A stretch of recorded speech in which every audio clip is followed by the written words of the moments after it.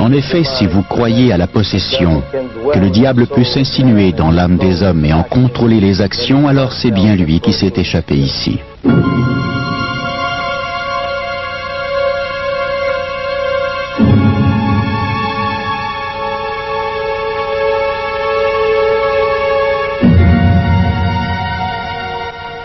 Pour Nancy, épouse du possédé, 8 années d'enfer ont finalement pris fin par une nuit d'une violence extrême que la petite collectivité rurale de Whately, dans l'État du Massachusetts, aura peine à oublier. C'est l'histoire d'un exorcisme qui a mal tourné, ou qui s'est retourné contre eux.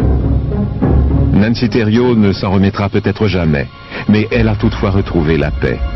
Il a dit, tu te souviendras de ça. C'est comme s'il se battait contre quelqu'un. J'étais assise là, le regardant mettre son arme dans sa bouche et l'enlever. Finalement, il l'a mise dans sa bouche et a tiré. Sa tête bougeait d'avant en arrière, son corps a reculé. Et la seule chose que j'ai dite à ce moment fut « Amen ». Il a pointé son arme dans sa direction, puis soudainement, le bon côté de Maurice a pris le dessus.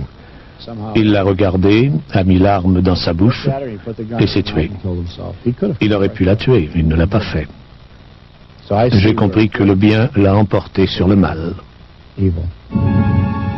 Il est difficile de croire que Nancy, veuve depuis peu, et son ami Ed Warren parlent de cet homme. Le gentil grand-père né de parents canadiens-français, il y a 51 ans, dans l'État du Maine. Il cultivait des légumes sur sa petite terre et dans ses serres et les vendait dans un kiosque au bord de la route, à Whately. Il était un bon voisin que les gens du milieu appelaient affectueusement Frenchy. Mais Frenchy avait deux personnalités. À la maison, en présence de Nancy et de ses enfants nés d'un précédent mariage, ou en présence de ses propres enfants, Frenchy se transformait en diable à tout instant. Il me faisait peur. J'ai passé plusieurs nuits angoissantes. Que voulez-vous dire? À certains moments, il devenait méchant et avait ce regard. Il poursuivait mes filles et les frappait. La plupart de ces événements se passaient derrière mon dos. Vous êtes perturbé. Qu'est-ce qui vous perturbe en ce moment?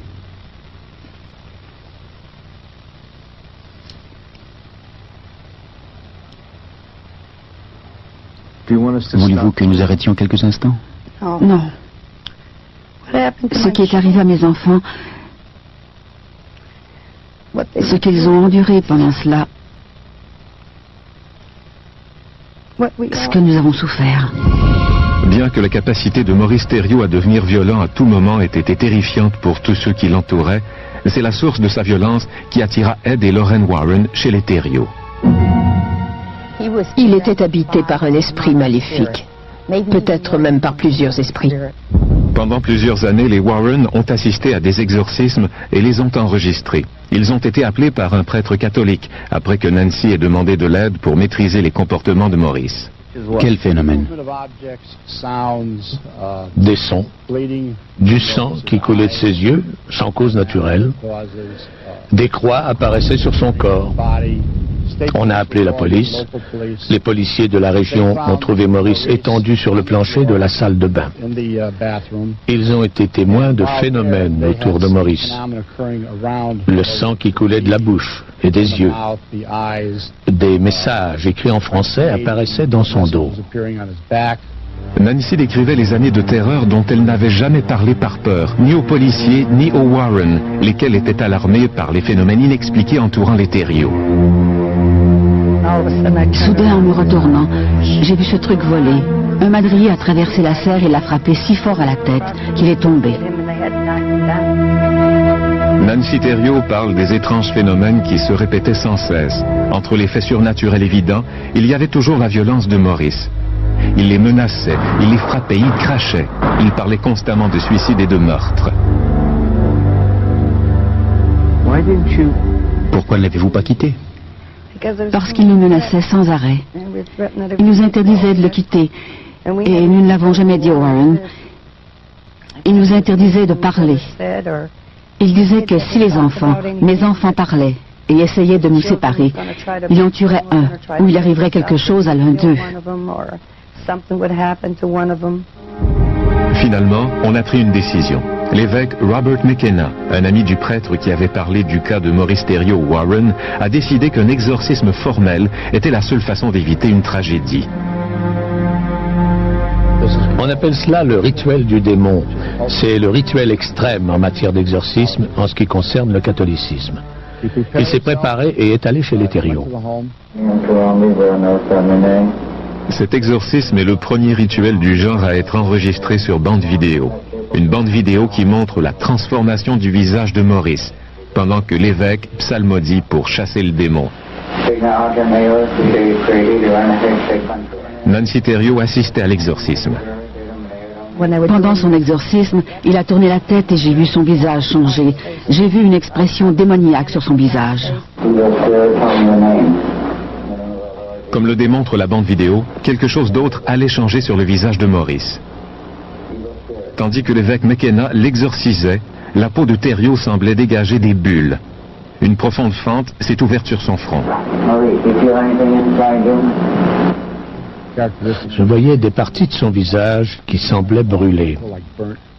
Une fente sur le côté gauche de son visage s'ouvrait.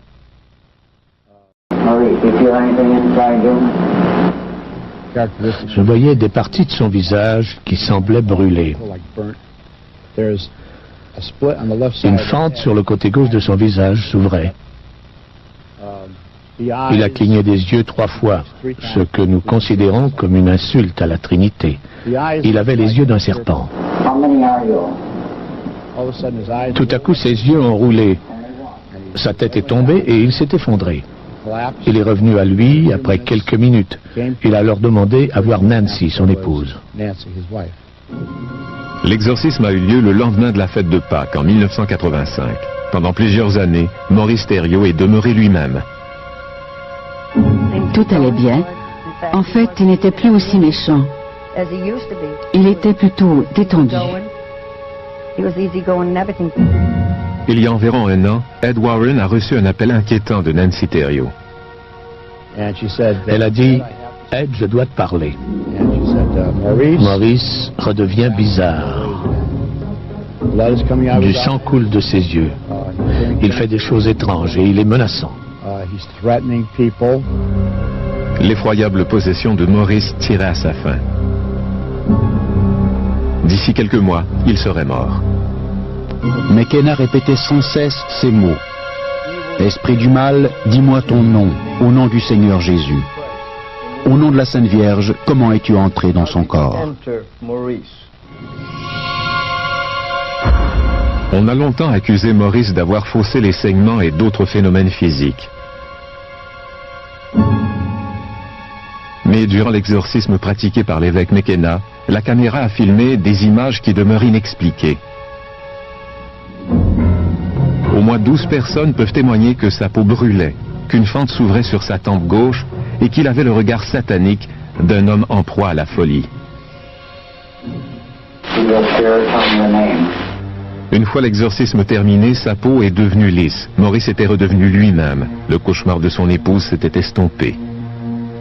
L'horrible expression sur son visage avait disparu? Oui, Il était de nouveau l'homme bon que vous aviez toujours connu. c'est ça. Mais l'année dernière, Maurice allait être possédé subitement une dernière fois. Une horrible possession qui allait se terminer par une effusion de sang. Pendant tout l'après-midi, il s'était étendu au sous-sol, attendant le retour de son épouse. Il a bondi par la porte de la cuisine, une arme à la main. Il s'est approché de moi et j'ai empoigné l'arme. Nous avions nos mains sur l'arme, nous nous battions. Il m'a frappé avec la crosse de son arme. Je ne sais pas comment j'ai pu continuer, l'adrénaline peut-être. Apeuré, Nancy est sortie de la maison pour chercher de l'aide. Il a tiré un coup qui a atteint Nancy au bras. Je me suis rendu au chemin, puis j'ai entendu un autre coup de feu et un bruit. On m'a dit qu'il avait tiré à travers la fenêtre du salon. Maurice est sorti de la maison en courant et a ramené Nancy de force à l'intérieur. Il l'a assise et l'a préparée à subir une dernière torture. Il l'a forcée à assister à son suicide. Il a dit, tu te souviendras de ça. Il s'est assis sur l'autre sofa, devant moi, à environ 2 mètres. Il essayait de mettre l'arme dans sa bouche.